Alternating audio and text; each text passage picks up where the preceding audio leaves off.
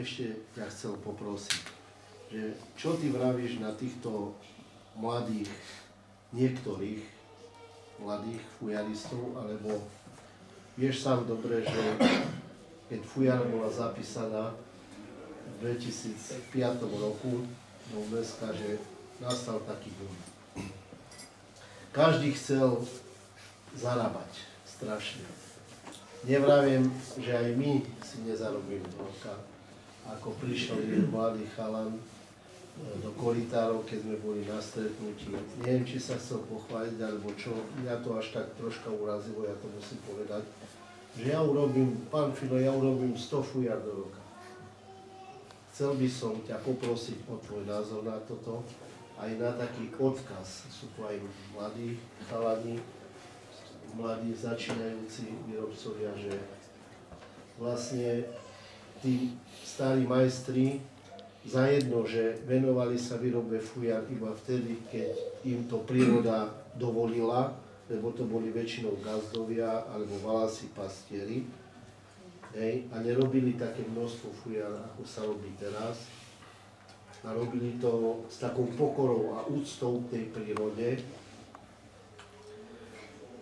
To je jedna vec. A druhá vec, k zvuku tej fujary, ktorú teraz každý, a ja sám musím povedať, že tiež sa snaží vyrobiť ten nástroj čo najlepšie, ale ako keby sme zabúdali na ten šum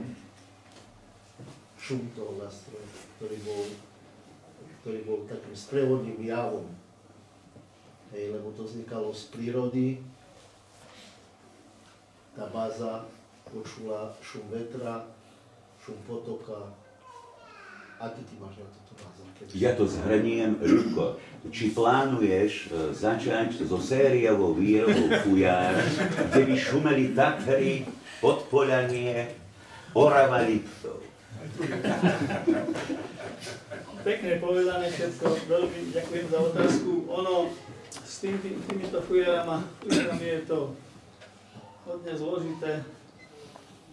Povedal ten boom, alebo proste to také, ten výbuch tej výroby tých nástrojov, teda fujar, špeciálne fujar, musím tak podotknúť, že nastal ešte ďaleko skôr, ako ten 2005 rok, aspoň ja, čo som tak zachytil. Dá sa povedať, že to boli hruba koniec 70 rokov, začiatok 80 rokoch, lebo totiž to, ja neviem, Dula fujar bola pomaly na 70, to bolo na vyhnutí, to nikto, sem tam fujara sa objavila na Salaši, alebo aj možno aj u niekoho, kde si v domácnosti, ale v 78 roku ja som to aspoň tak pocítil. Aj o mne bol napísaný článok veľký a potom ten redaktor sa mi to troška odbočím, sa mi neskôr priznal, Ľubo, ale mne na okresnom výbore strejím tak za teba doje. Dojali, lebo prečo? Ja som ťa dal do Pravdy, tam bol taký veľká fotka a celá strana, a to bola hodná strana, však vieme, aká je pravda, alebo bola. A ako je to možné, že ho tam dodiali na tom obrskom strane? Ty si není komunista a ja som ťa dal do takých novín. Tak si to odniesol, ale no, prežijú to. Ale chcem niečo inšie povedať. No, vtedy vlastne nastal ten boom, dá sa povedať, lebo sám Ivan Mačák, keď ho môžem teda tak nazvať, boli sme kamaráti dlhé roky, už tiež není medzi nami, sa díva zhora na nás.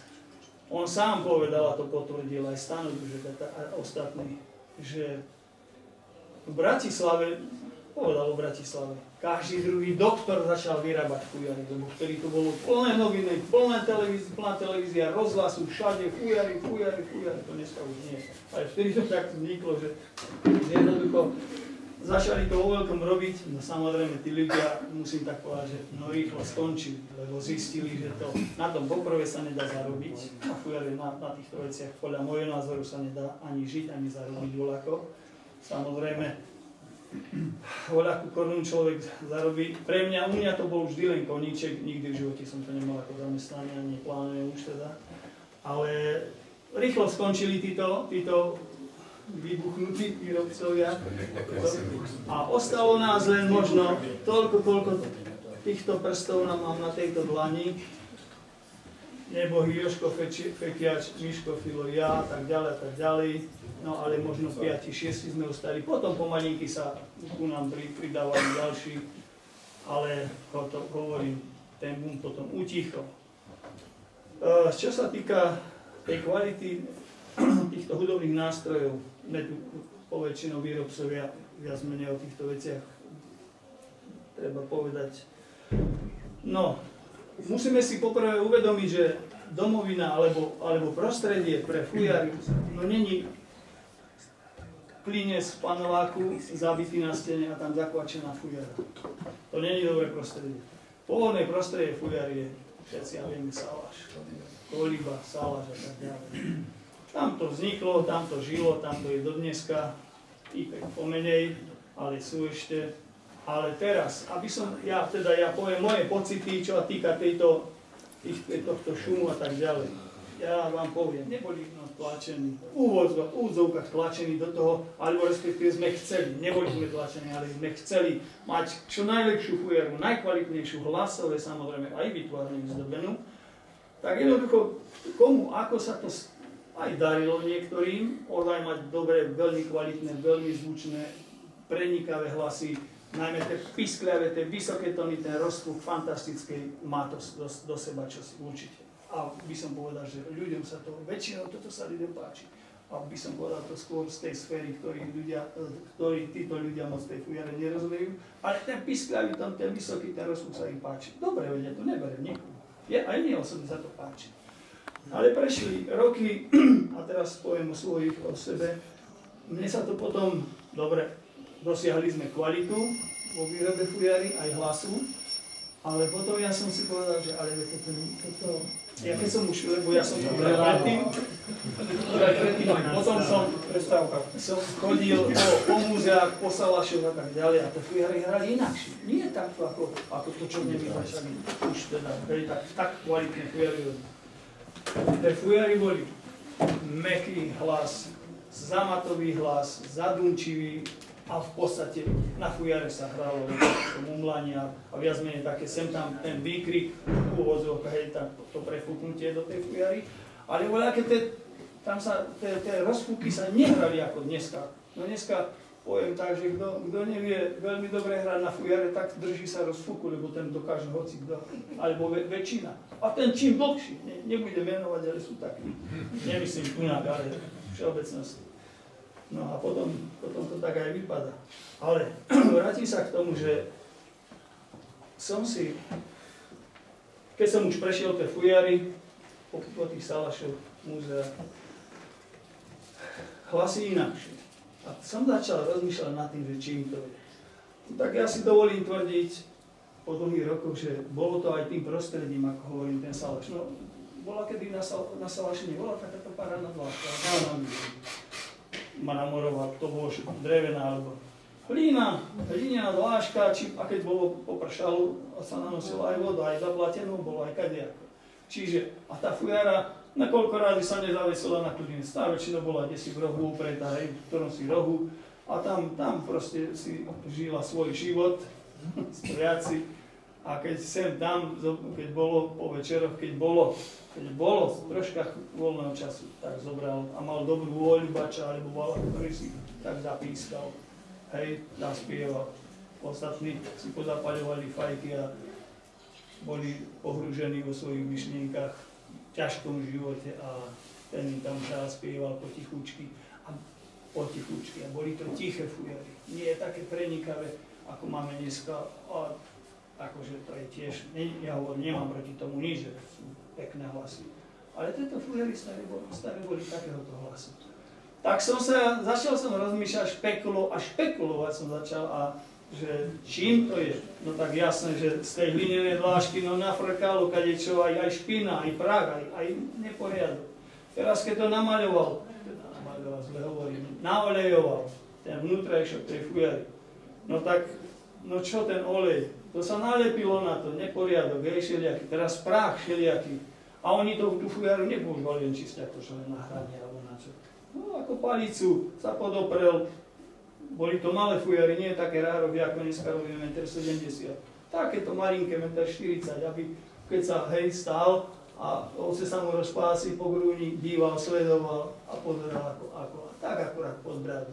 No zase bola len tá fujara na zemi. Čiže to chcem povedať, že s týmto všetkým, ako žila, aj s tým prostredím, aj s tým troška aj prachom, aj všetkým možným. Dymom. Čiže aj dymom, áno, veľmi dobre, aj tým dymom, aj tými sádzami, aj tým všetkým, čo proste, lebo tá fujara bola, ako hovorím, v kolibe, tam, kde sa žinčica odvárala.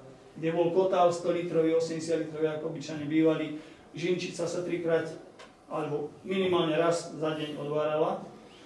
A ten masný dym, to je balzám pre nástroj, balzám.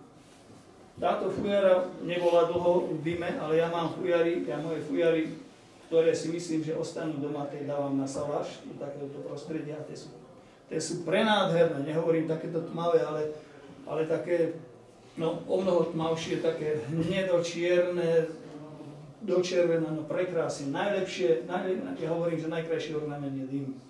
Ornament na fujare je dym.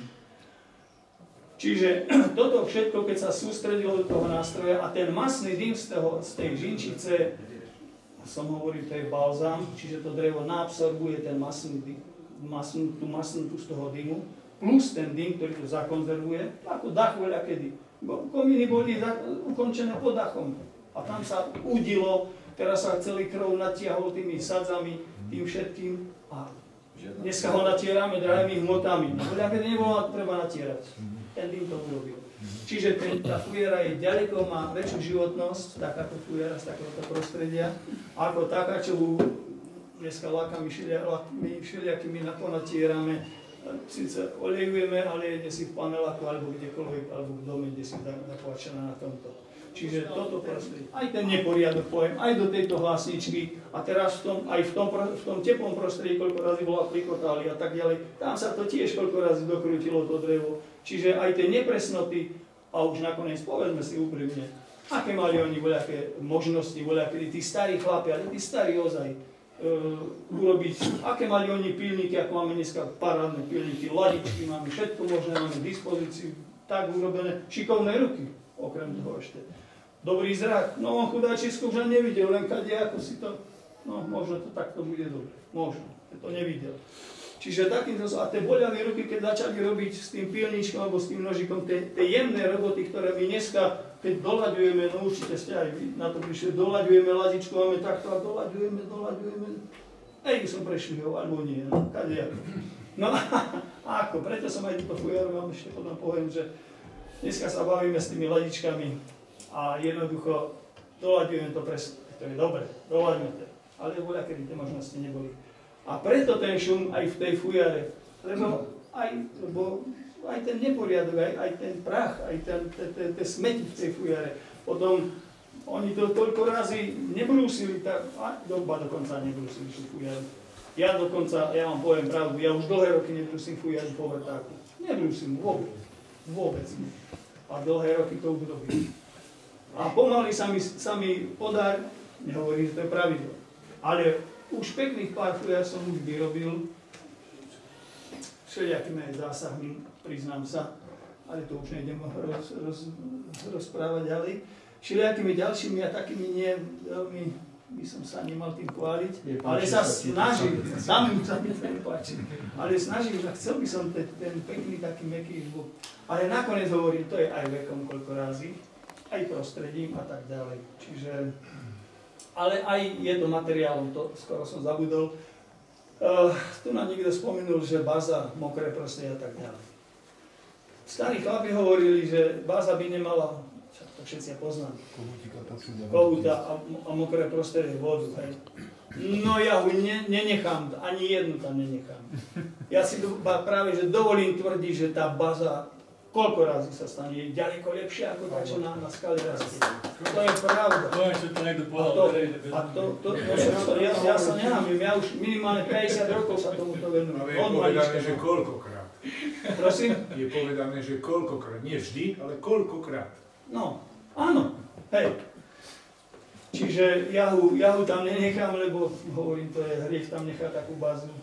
Práve tie majú také prenádherné, no hovorím, nie je to pravidlom, ale stáva sa, alebo aj by som povedal väčšinou, že také pekné hlasy majú tieto fujary. Ešte sme sa niečo odzebatovali. Ľubko, dám hlas túto... Ja som sa chcel ešte niečo spýtať, lebo Miškovi som sa iba šeptal do uška. Ľubo, vravel si o tých fujarách, ktoré len tak, že v televízii, neviem, kde sú správy, že darovala prezidentka fujaru do Ameriky, alebo hej, v anglickej kráľovnej, tak je zemľaka a tak ďalej. Alebo niekto si len tú fujaru kúpi a zakvačí si niekde do obývačky, už si o tom rozprával. To sú fujary také, že ktoré ako nemajú ten hlas, alebo tú správnu dušu toho výrobcu, že ty len tak niekomu dáš tú fujaru a zakvačí ju na stenu, alebo sú to fujary tiež nejakej hodnoty. Alebo sú to iba výstavné nejaké kusy, na ktorých sa teda dá hrať, ale nemajú tú, ako som povedal, dušu v sebe? Momentálne robím fujaru. Na objednávku. Na objednávku, áno. Jednému mladencovi do Bratislavy, proste rodičia si ma vybrali, no tak prosím pekne, však je to o tom, hej, keď chce. Nech sa páči. No, ja si dovolím tvrdiť, že veľmi slušná fujara, tak to poviem. Aj po zvukovej stránke, teraz ornamentálny zdom a tak ďalej, ale po tej zvukovej stránke však to je dominantné.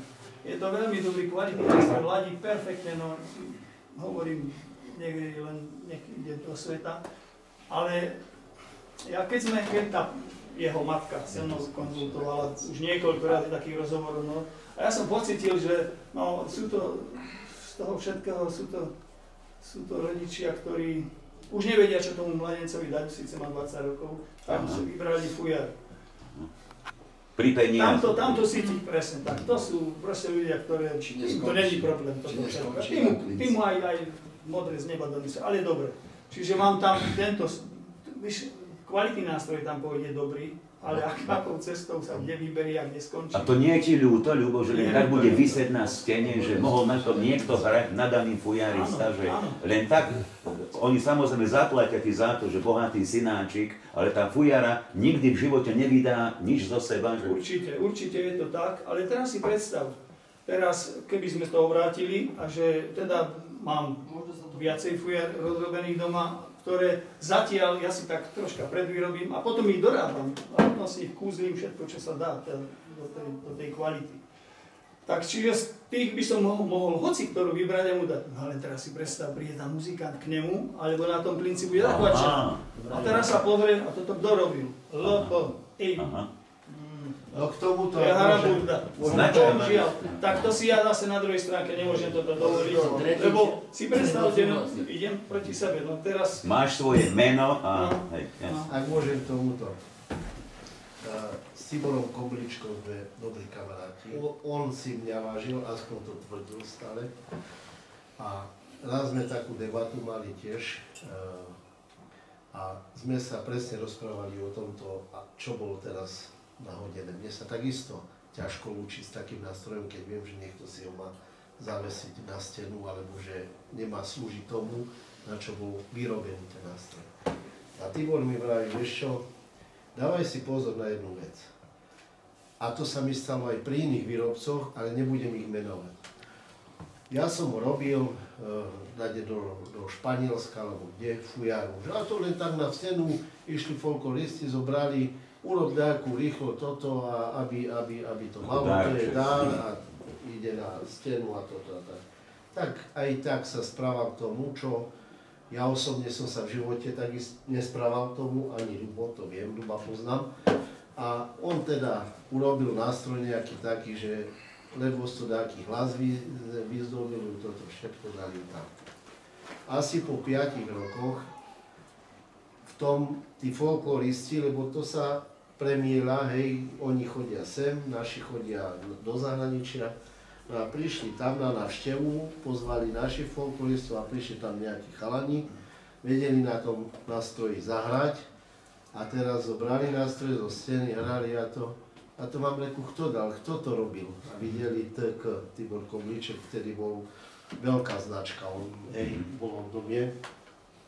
Ale to by nebolo nič. Ale oni sa vrátili domov naspäť a stretli sa s Tiborom na jarmoku a pekne mu to vysvetlili, že Tibor, no môj zlatý, darmo si ty dobrý umelec, ale hrali sme na tvojom nástroji, ktorý bol tam a tam na tom mieste a tak si dal tam ako dar. A tá fujara vôbec nehrala, ako je to možné, že teba tak vyspevujú, oslavujú a aký si ty oni a tam je taký nástroj. Takže takto sa mu to spätne vrátilo, ale bol ešte taký zlatý, že si to uznal, že áno, že urobil som chybu a už viacej takú chybu neurobil. Lebo darmo mne povie niekto, ja to chcem na scénu. Keď chceš na scénu, chod dať na one, tak tam si nájdeš na tom na bazovši, tak daj si one, ale u mňa také veci nehľadaj.